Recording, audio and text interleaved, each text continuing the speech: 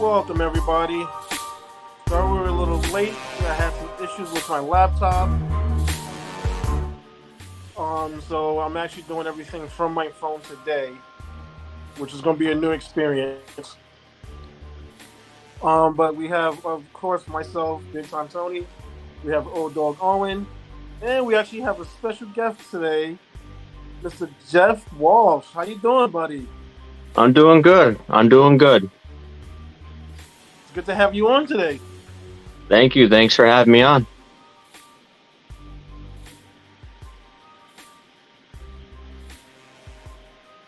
So, What?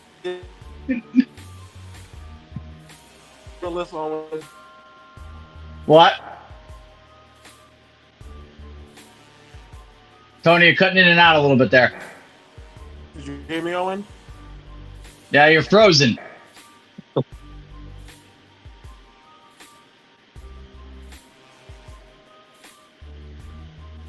Tony? Tony said, guys, thanks for watching. Yeah, just some technical difficulties again. We cannot hear Tony, and we can see him, but he's frozen. All right, he's spinning now, everybody. Just hold your breath.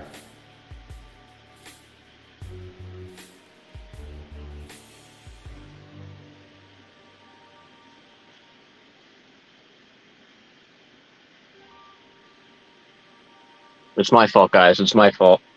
Like it's like you said, man. Like the one episode you're finally on, this is what happens. Mm-hmm. He's still frozen.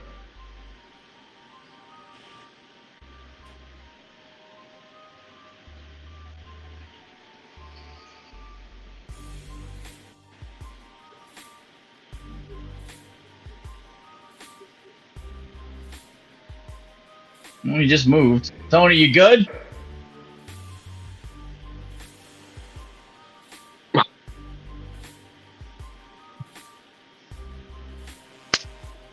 Can't hear you, Tony.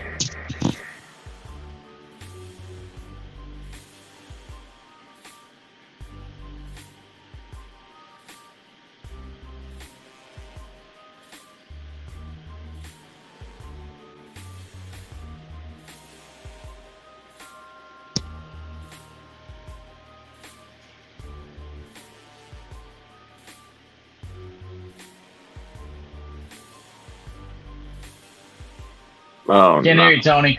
Nah, nothing.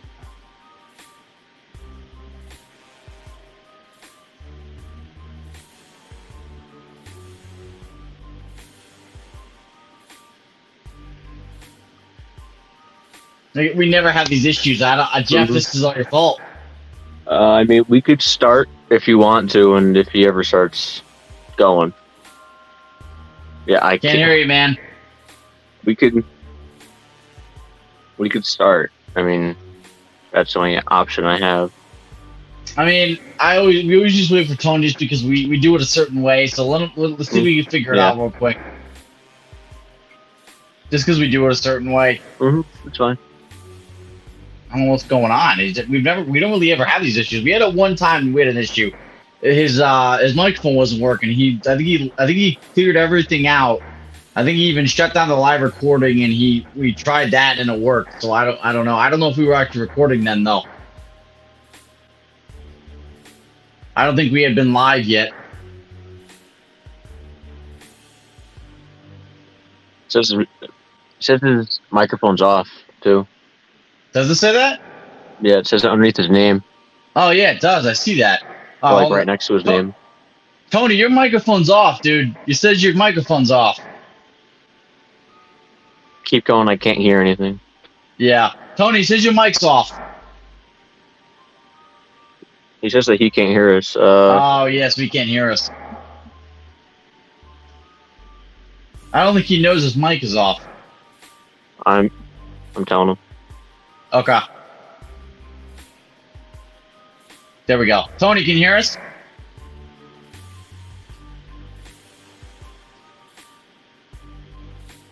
Looks like it's back on, but he hasn't said anything. Again, he can't hear us. I don't know why he can't hear us. Yeah, that's weird. I don't understand that.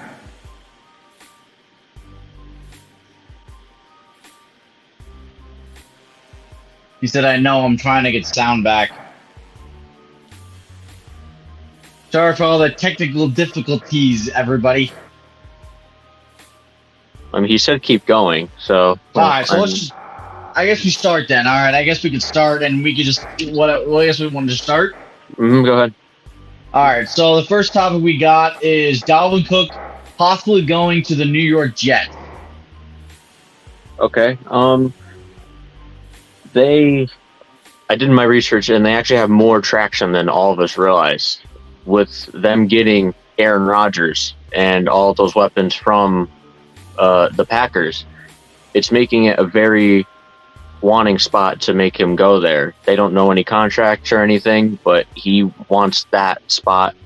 10.4 mil is what he's looking for, because that's what he was supposed to be getting in Minnesota. Yeah. The Dolphins are another front runner to get him. I mean, I don't want to see him on the Dolphins. I don't know why. I guess it would be cool to see him on the Jets with Aaron Rodgers and that offense that would be around him. You know, wouldn't be Kirk Cousins throwing the ball anymore.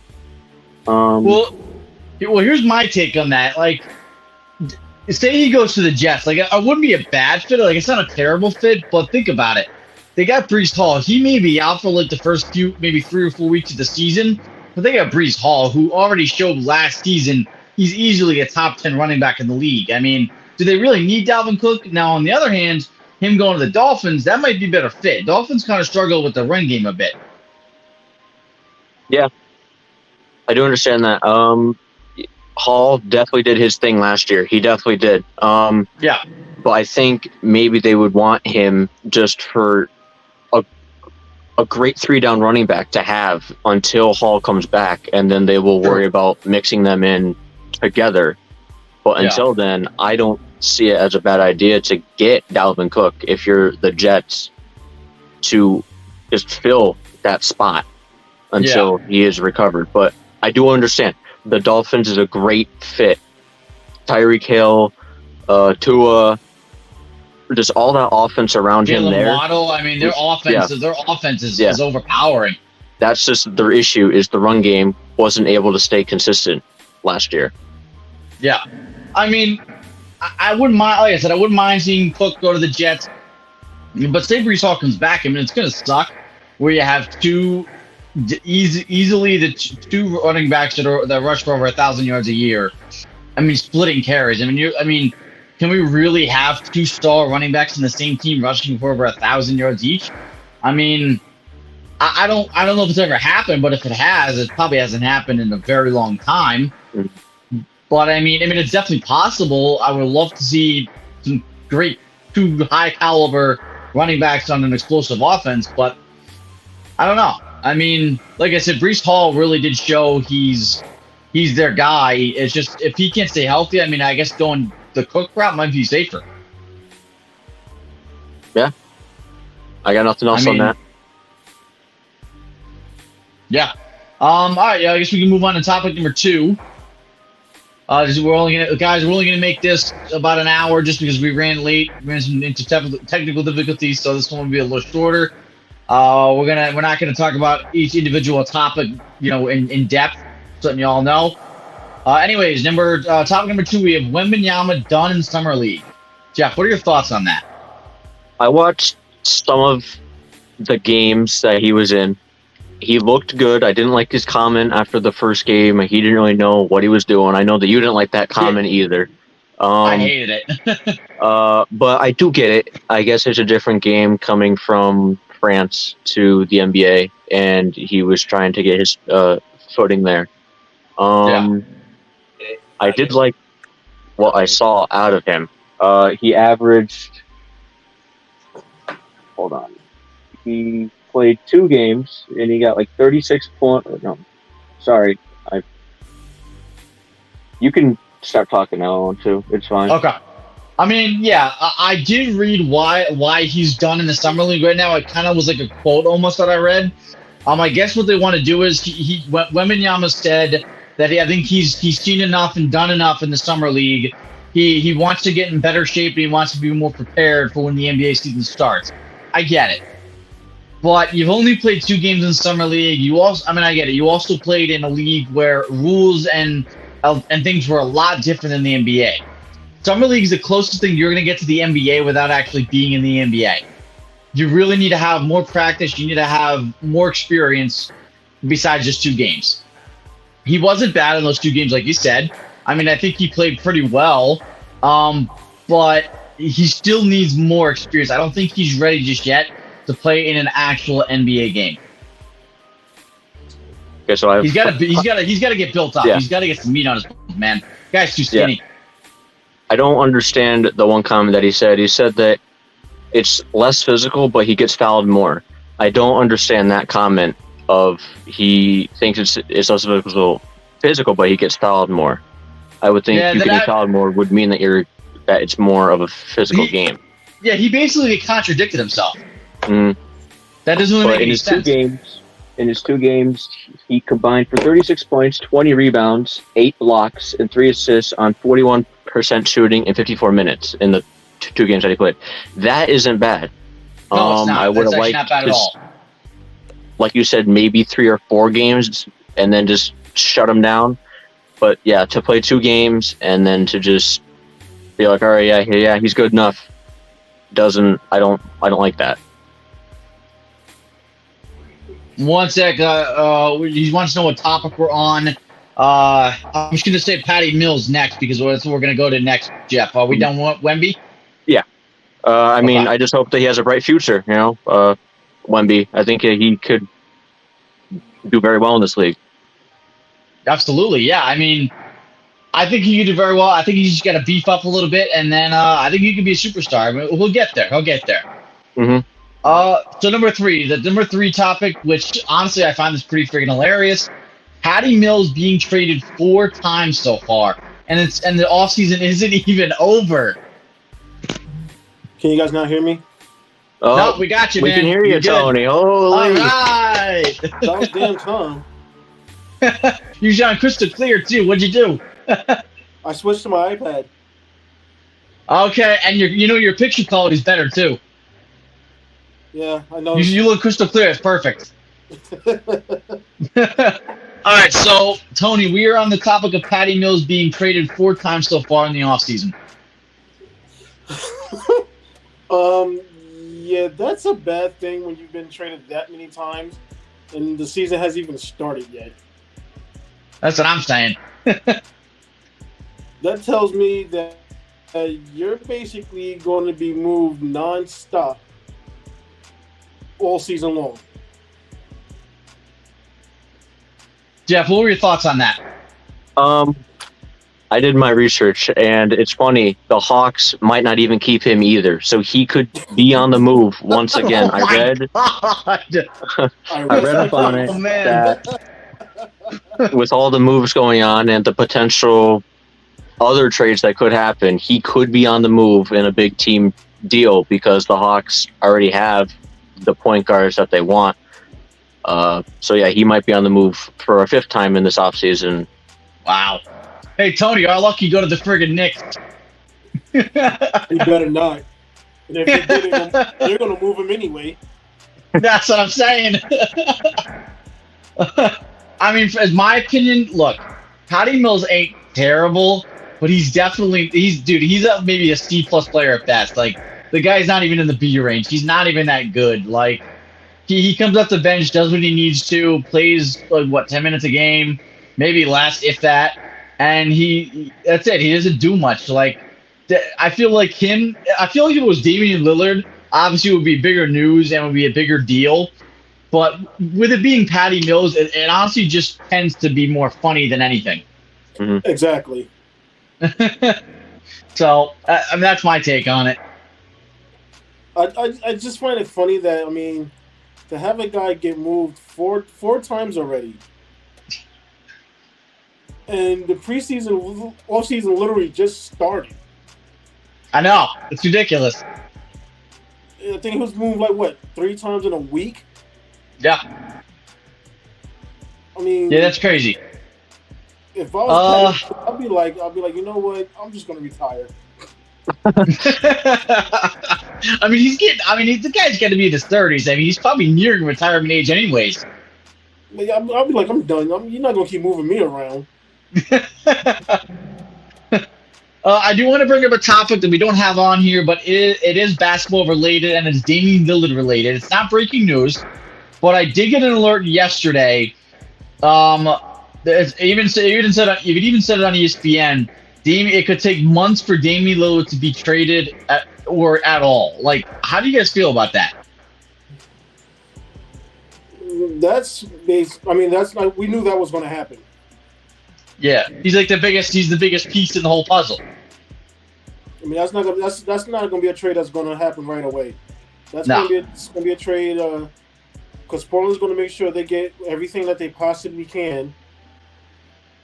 And so, that's going to be a bad one. It's going to take a while. Yeah. Jeff, what about you? What do you think? As a diehard Heat fan here, I want to get it done soon, but I do understand why it's taking so long. We made an official offer of Tyler Hero and 3 first-round picks, and they are uninterested in it. Wow. Like they don't want nothing to do with that. What's up, Tony? I'm going to have to mute my mic for a second. Give me a second. All right. To be honest, Jeff, I honestly think you're going to have to give up Tyler Hero, Duncan Robinson, Kyle Lowry, and probably draft picks. But I hope that we're able to get another team involved to where we don't have to give up as much. Say the Raptors, who are looking to get rid of Anunoby, maybe. Yeah. Someone that is willing to take Hero, so then they can get Hero, and then the Blazers can get whoever we get involved in that trade. I saw on ESPN a week or so ago that an expert said it could be a 5-team trade.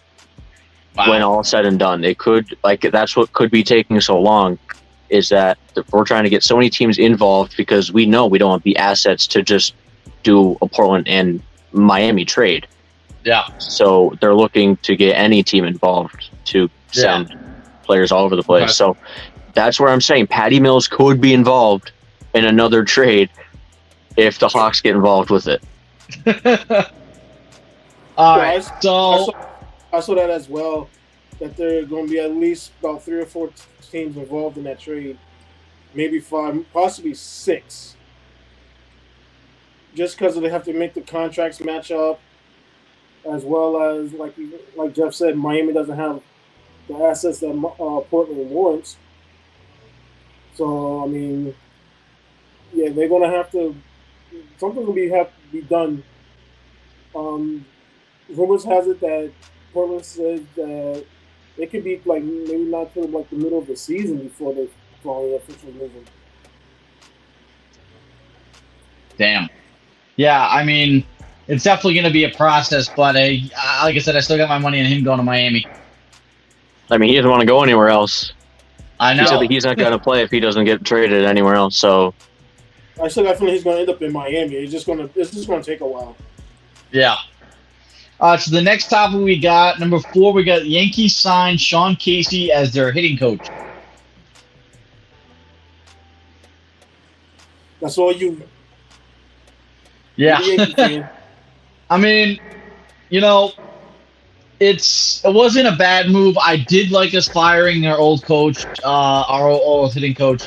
He wasn't getting us anywhere. I have seen some improvements. I have seen differences in the last 3 games since coming back from the All-Star break. We did lose a series to the Colorado, which, in all reality, we really shouldn't have.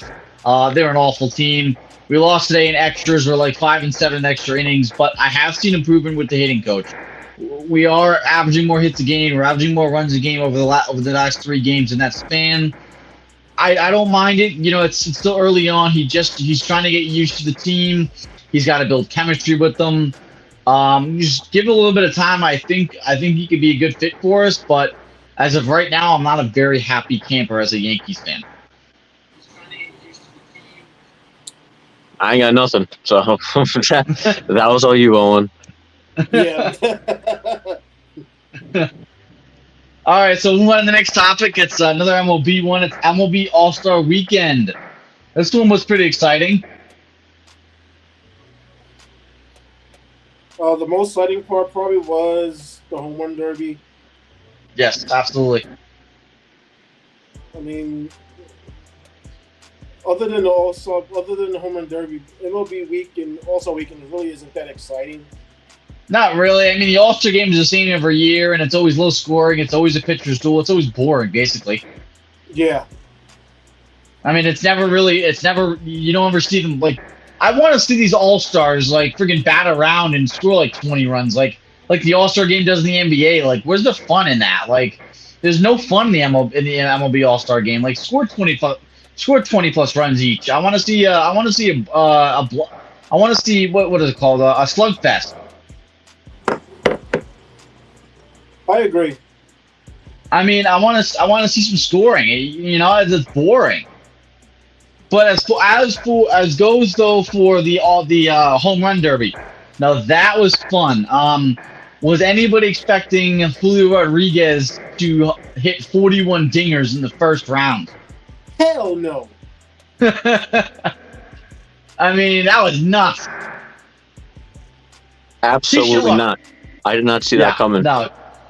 The guy was like, no. But honestly, after that though, people were probably thinking, this guy's winning the whole thing. I don't think anybody expected Vlad to win the whole thing after that.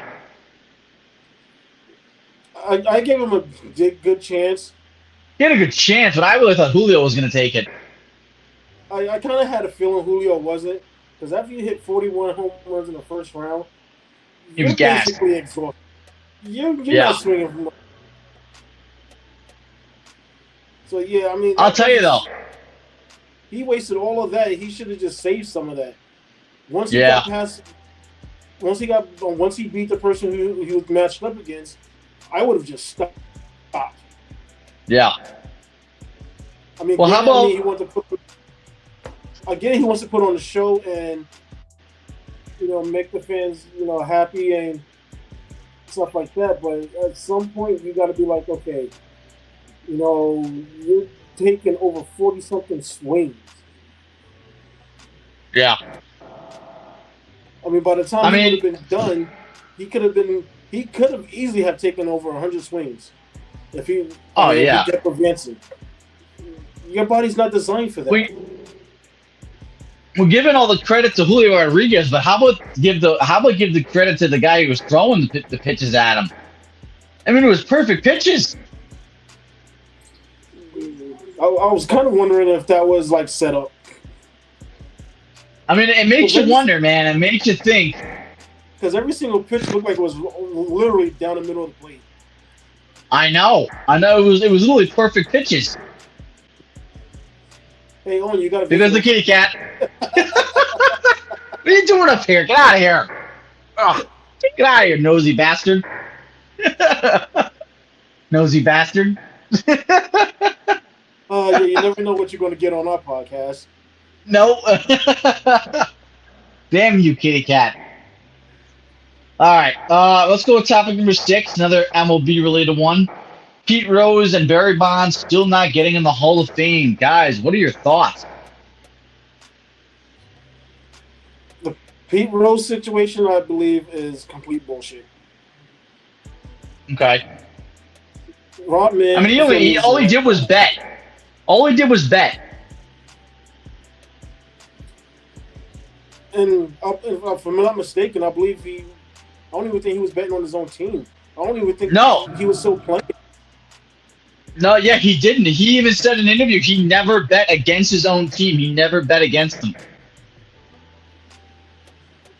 I mean, to keep him out of the Hall of Fame is ridiculous. He was the ultimate hit king. But I mean, that's ridiculous. And with Barry Bonds, okay, I mean, I understand he was part of the alleged PED scandal, but he was acquitted. I mean, granted, you can't explain how you go from your head looking like a peanut to looking like the size of a fucking softball itself. But with that said, I mean, I'm pretty sure, some of the players back then that's in the Hall of Fame was on PEDs. I mean, I understand you want to try to so-called keep the game pure, but that ship has long sailed. Yeah. I mean, Jeff, what's your opinion on it? You got any intake?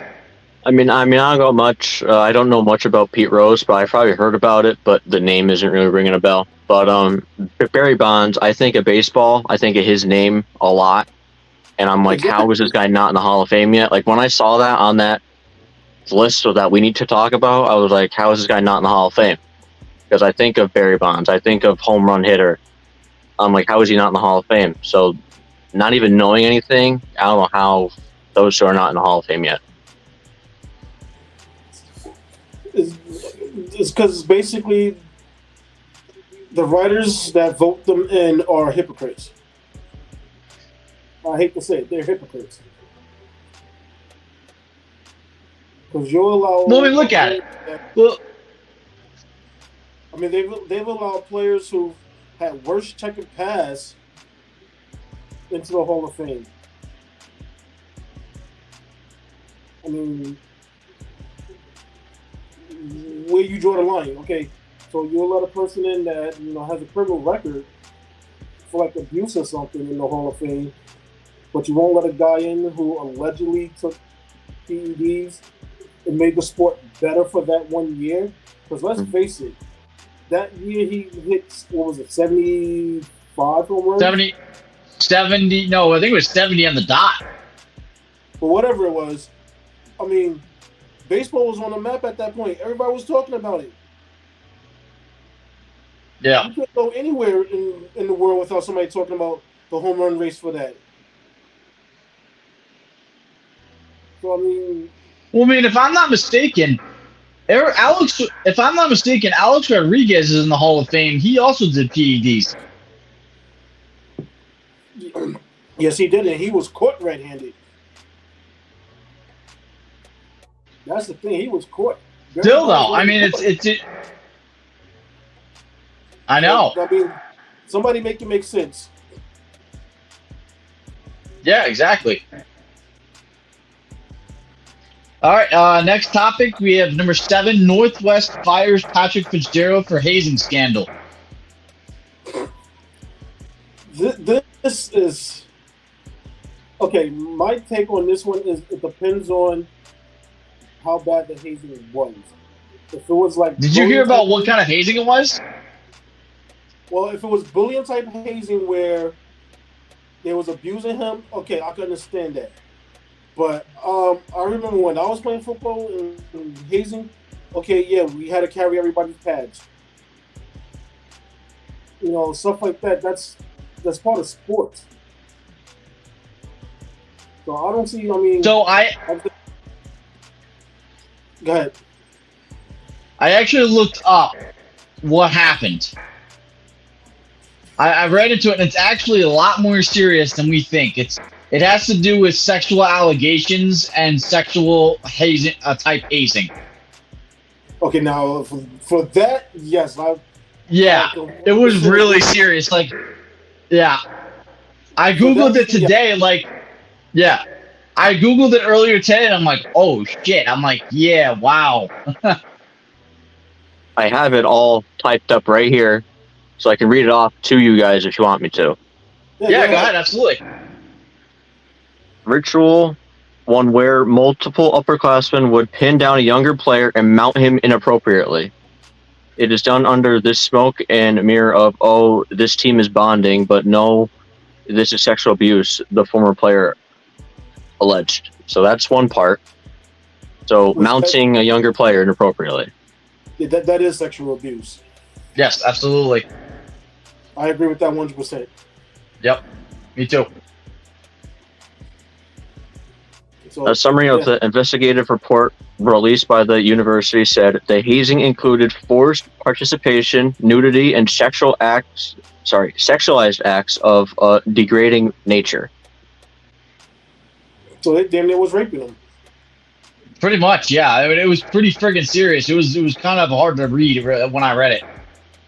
Multiple other former athletes have come out since the initial report that hazing did occur, including allegations of racism. An independent investigation found participation in or knowledge of the hazing activities was widespread across football players. So that's it. Yeah, he deserved to lose his job. Mm-hmm. Absolutely, 100%. Yeah, I mean, like I said, when I read it earlier today online, because I was like, all right, well, what was this about? Like, was it some stupid fucking prank? I mean, and then I read it, and I'm like, oh yeah, no, this guy needs to get charges pressed against him. That's ridiculous. And I mean, he said that he didn't know. I mean, I doubt it. Bullshit. But just say he didn't.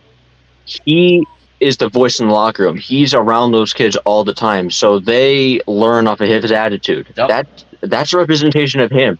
He might not have seen it, but he's around them all the time, and that's what they've gained off of that. So it's the representation of him. I agree. Yep. I mean, he like you said, Jeff. He is the main. He is the main part of that locker room. He sets the examples, and you expect everyone else to follow them. And unfortunately, if he didn't see it, well, I mean, what does it tell you?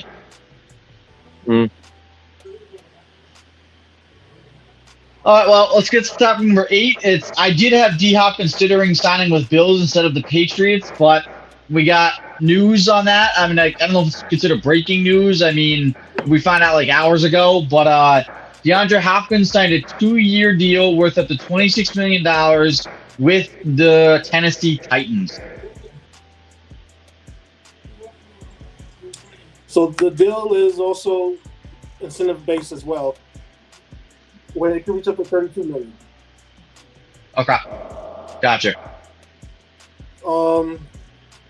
Now, I've seen a lot of posts from Bleacher Report and ESPN where showing him and Derrick Henry and with the title possible Super Bowl contenders.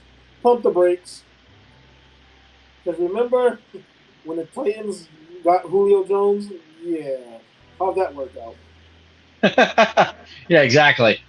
So, yeah, let's pump the brakes on this one a little bit until we can see 100% exactly how the rest of the team is. Because, as I hate to say it, Ryan Tannehill is not that type of quarterback that's going to get you to the Super Bowl. No, he's not. He's going to win you some games and stuff like that, but he's not going to make it where, he's going to lead you, all the way down to get a Super Bowl championship and stuff like that. Well, you know what? It's funny because I remember watching this YouTube video. I don't know if you guys remember, but it was like this guy that was in a restaurant or at a bakery or something, and one guy was trying to start a fight with the guy, and he goes, "Trust me, you're not that guy, pal. You're not that guy." Well, that's Ryan Tannehill in that scenario. He's not that guy. He's not that guy. He's not that guy. He ain't taking you to the Super Bowl. Derrick Henry and D-Hop can only do so much. Correct. Yeah, I don't like it. I don't like it. Look, I mean, is D-Hop still going to have great numbers? He's probably going to put up great numbers regardless, but it doesn't matter. They're not Super Bowl contenders, and they won't be for years. Not with Ryan Tannehill at quarterback. I don't think Hopkins is going to put up numbers regardless, actually, because they don't really have much receivers with him. I mean, they have Burks, a rookie, now a second-year guy, but they don't have really much with Hopkins there. They still just have Derrick Henry in the backfield. So wait, are you agreeing with me, Jeff? I didn't hear you. I don't like the fit. I don't think they're going to do much of a difference. Again, Tannehill isn't the guy to lead you to begin with, and then you're going to put a superstar like Hopkins. I just don't see it working anyway. He's going to put up numbers, but I mean, is he going to be? He's no doubt going to be 1,000-yard receiver. That's a given. He's probably going to be a 1,000-yard receiver. Tannehill is basically the Kirk Cousins of the ASC. Yes. Where he's going to, unfortunately, he's going to get you, to the playoffs.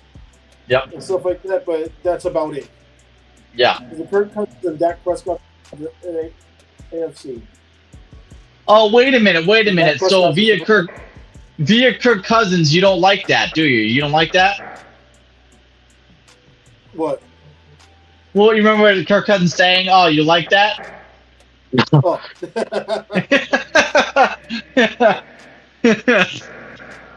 So yeah, I mean it's like I said, that's something that we just have to see how it turns out, plays out, Yeah. stuff like that.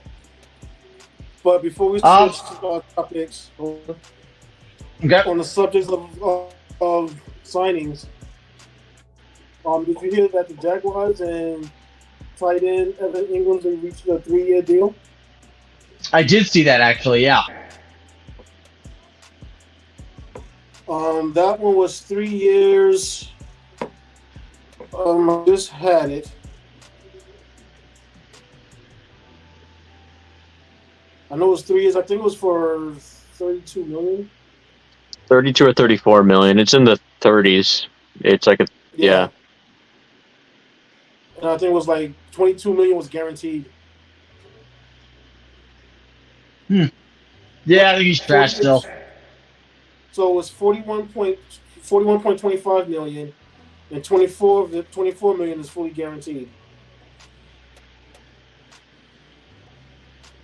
And that deal was done before the franchise tag. Because anybody that was franchise tag had to get a deal done before tomorrow.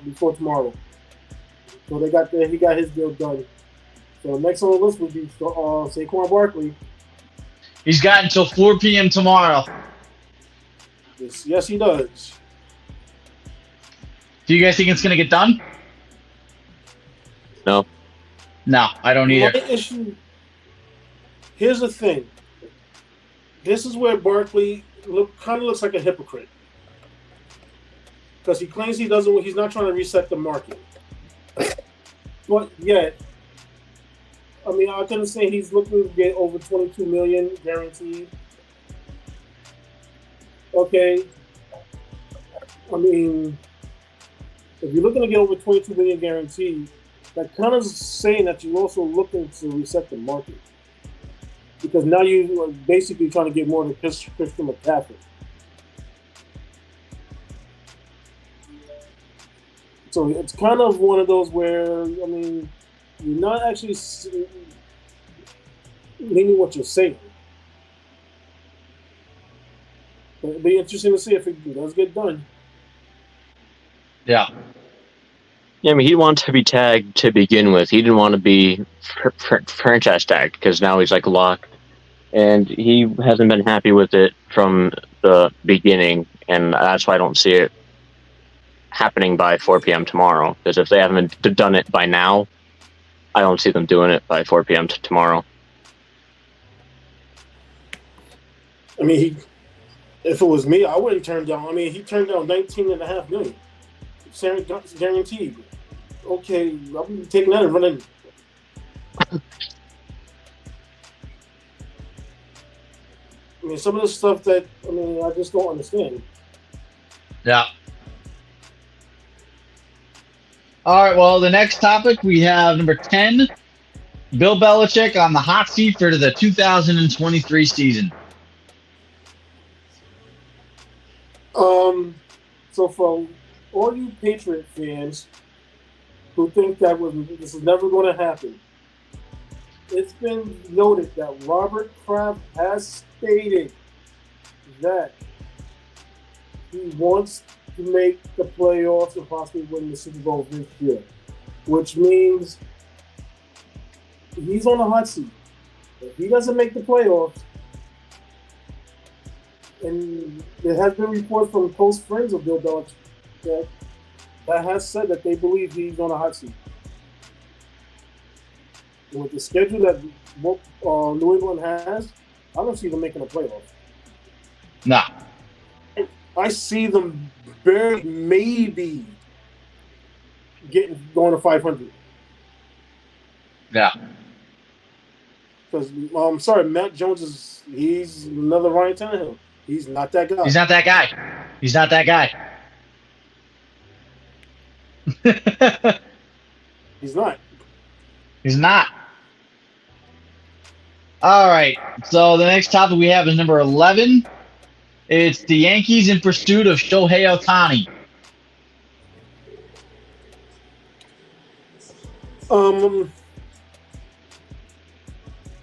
This is kind of a tough one because, let's be honest, almost pretty much every team is basically after this guy. And here's the thing I find ridiculous about this. This is when I get the alerts saying the Yankees were the most motivated to try and get Ohtani. It came from Buster Olney. This guy spews nothing but crap all the time. So it's kind of hard to believe the shit that comes out of his mouth anyways. This is true. I'm not even getting excited. First of all, if we were to get Ohtani, say we got Ohtani. We get him all. We don't even get him in a trade. We get him, and then guess what happens after this year? Say we get him after the trade deadline this year. We get him, or next year. We're not going to re-sign him because we're gonna have to pay him like a $600 million contract. We ain't gonna get him again. We're gonna let him go, and he's gonna walk. Okay. What? I said agreed. I agree with you on that one. Whoever gets him, they're going, unless they can physically re-sign him to a long-term deal, they're basically just renting him. Yeah.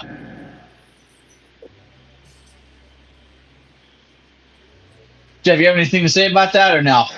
I mean, at first I was like, yeah, go get him. And then you told me about the whole contract situation. And I'm like, there's no point. There's not a point for us to do it. So it's a bunch of garbage. It's a bunch of waffle, Yep. Cashman is not going to re-sign him because you're going to have to fucking sign him to a multi-million-dollar deal worth of $600 million. They're not going to do it. I know the Yankees. Yeah, there's not. I know the Yankees. I know how they work. I know how Cashman works. It ain't going to get done. It is not going to get done. All right, and the next topic we have, number 12, LeBron's ESPY speech. I actually have it written down here of what he said, and it irritates the holy living hell out of me. If I couldn't hate this guy anymore, I'd shoot myself.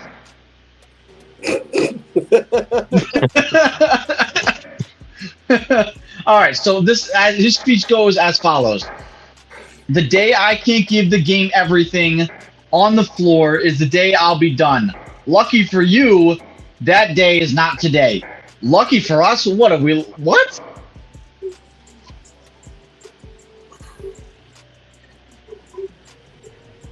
You know how I feel about this.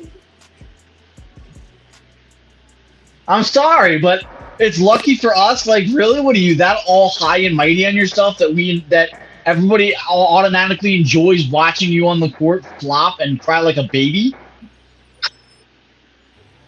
I guess he feels. I personally believe. Like I said, I just can't move him anymore. Yeah, Tony, that I lost for words. I can't. Jeff, I know you're a big basketball guy as well. What do you think about this? What's your take? Yes, people are going to be like, "Oh, you hate LeBron. You're a Heat fan." I didn't like him when he was on the Heat to begin with. I really didn't. Yes, he helped us win. I didn't like his personality. And this is exactly why. He made the ESPYs then all about himself. That's why I have a big issue about it. There's a different time and different place to say it and say what he said. I don't have much of a problem with what he said. I just have a problem with where he said it. Because we're not looking at the ESPYs for all the awards that were given out. That was the highest clip on YouTube about the ESPYs, is him. His stupid goddamn speech about us being lucky. No, not really. We're not lucky. We want to see you retire. We'd love to see Bronny, because we're so sick and tired of seeing that stupid face all the time, crying, complained to the refs, and then when it finally goes his way, he has a big smile on his face. Yeah. There's again a different time and a place. He said that he's been thinking about it for a while. You could have done it before the ESPYs. You could have done it after the ESPYs. You don't need to do it at the ESPYs. Just get the goddamn whatever he got, the award, and sit your ass back down. Because we need to hear all that. Great, yeah, oh, thank you to my wife and everything. Okay, now sit your ass down and then enjoy the rest of the ESPYs. We don't need to hear how lucky we are to watch you play another year. That's going to be painful because that's all that ESPN's going to talk about is the Lakers every single day and how if they're 0-1, they're tanking this year. Like, that's why I don't like him, because every team that he's on, no matter what team or like how they're doing or how other teams are doing in the league, they always get talked about because LeBron's on the team. So I can't stand him anymore. Get him off of my screen when he plays, please. I'd rather not even watch him. Damn, Jeff. Like, if they're playing the Heat, I won't even watch the game. I won't even watch that game because I don't want to watch him. He's annoying. Jeff, tell us how you really feel, man. I think he just did. But yeah. I mean, again, like, my summary is just there's a different time and a different place for it. There's no reason to make the whole ESPYs about you. And that's what he did. He made it all about him. And here's another thing I don't like about LeBron. It's the fact that, you know, when MJ was playing, did he once ever say, I'm the greatest of all time, I'm the greatest in the NBA right now? No, he didn't.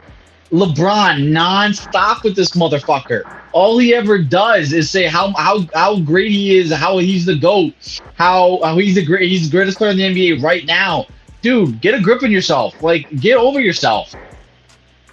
Do you want me to give you more reasons to not seeing him? Please. Please. So, he announced today that he's changing his number. Oh, I saw this. From number 6 to back to 23 out of respect for Bill Russell.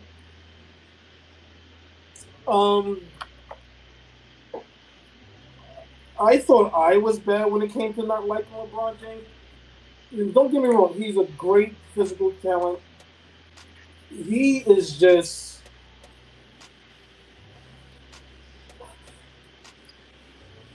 I don't even know how to be nice about this. He just needs to go away. He needs to go away. Go away.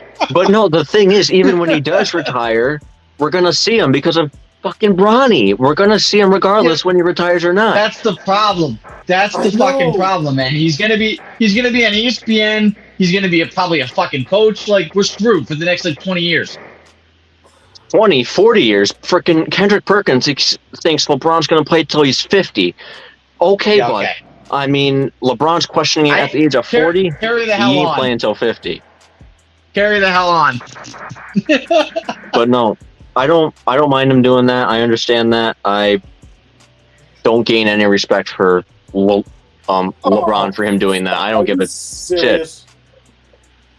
Dude, here's the thing. Like, I always thought LeBron was actually a really good person off the court, but after seeing that speech that he made at the ESPYs, I lost respect for him off the court as well.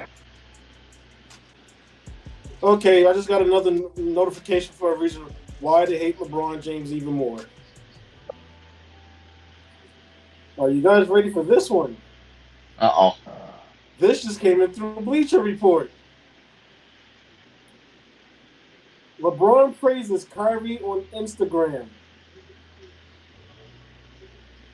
LBJ will put his former teammates' skills over everyone else. Are you serious? Wow. Didn't Kyrie Irving leave Cleveland because of LeBron James? Yeah. Pretty much. He wanted the ball more. Yep. Okay, I quit. I don't think I have any more hatred towards him. Like, I mean, I think I'm all out. I'm all out of hatred. We're nearing the hour mark, so let's get these last two topics going. Yes, please. All right, number 13. Now Tony put this one. Tony, this is Tony's one. I'm not really too filled in on the information, so this one is NFL teams dead cap space. Tony, you want to fill us in on that one?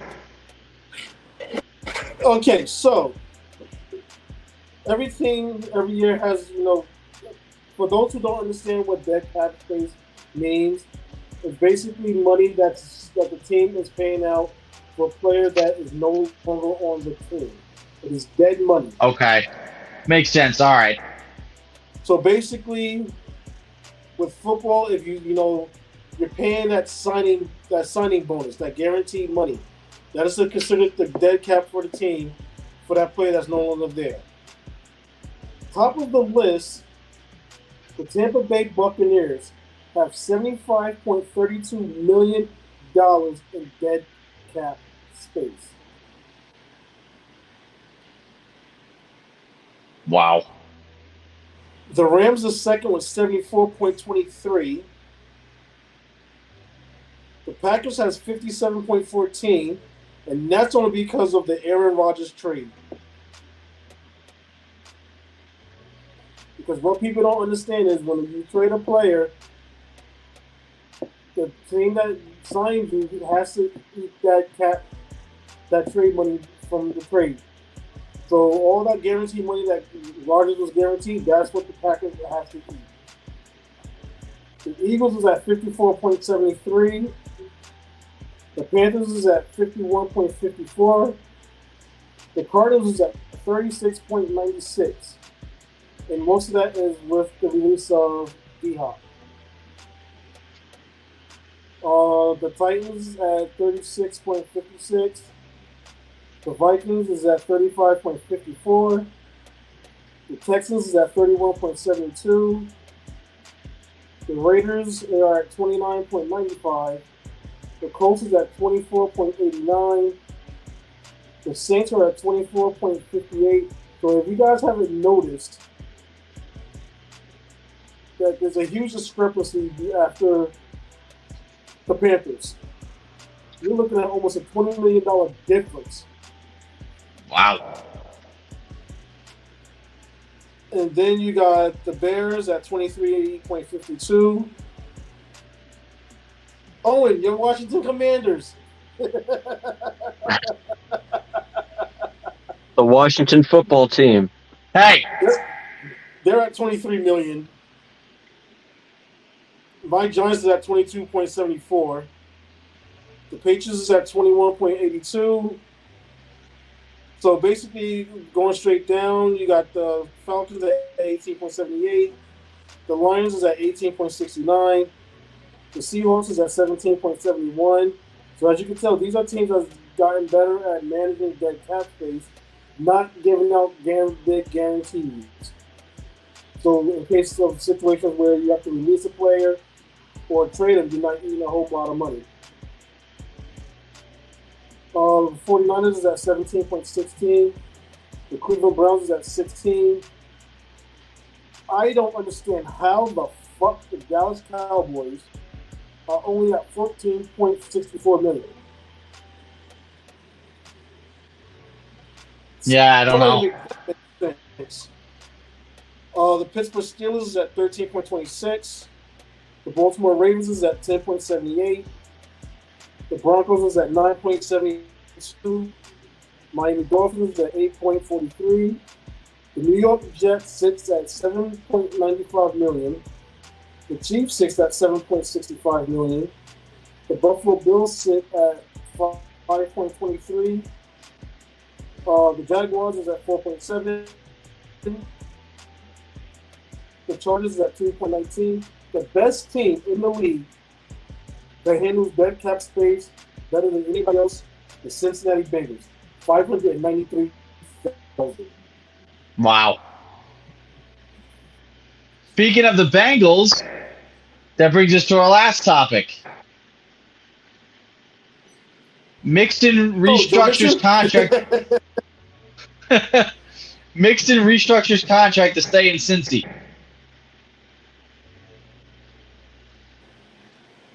I respect him for it. He's basically taking the book out of Tom Brady's face.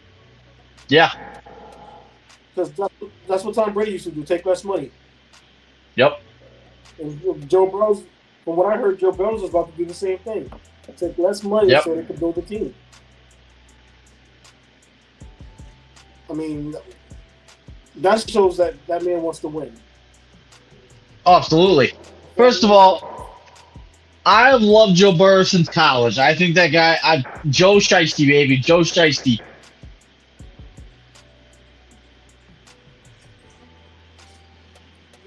I mean, I have nothing but respect for Mixon for doing that because, yeah, it shows that he wants to win now, and he doesn't want to keep waiting until he's in his waning years of his career. Yep. And the fact that there's multiple people on that team that are willing to do that shows what kind of culture that they have in the locker room of, like, they're all committed to win now. Exactly. There's not a single player on the Bengals that I don't like.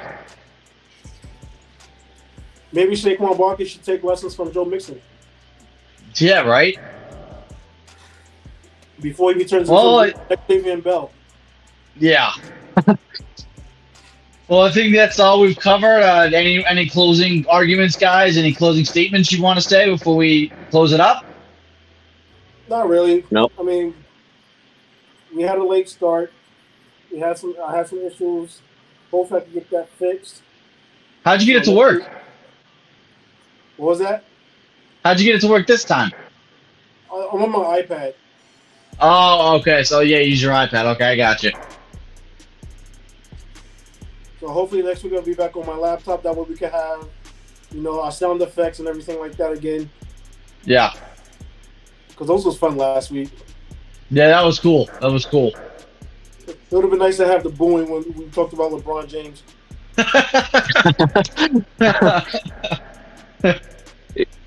We might have to have a whole LeBron rant in the next episode or something. Yeah. Well, guys, that's everything. I mean, thank you for listening and watching. Make sure you like, subscribe, comment, do whatever you want to do to get us noticed more. Again, thanks for watching. You're big help. Jeff, thank you for being on. We would love to have you back on again. Thank you for having me. It was a pleasure, guys. Pleasure's all ours.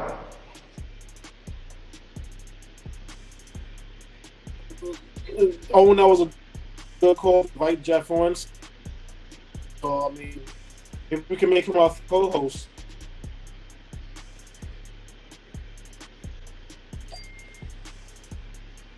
But for Inside the Locker Room, for Big Tom Tony, Old Dog Owen, and our new boy Jeff, see you next week.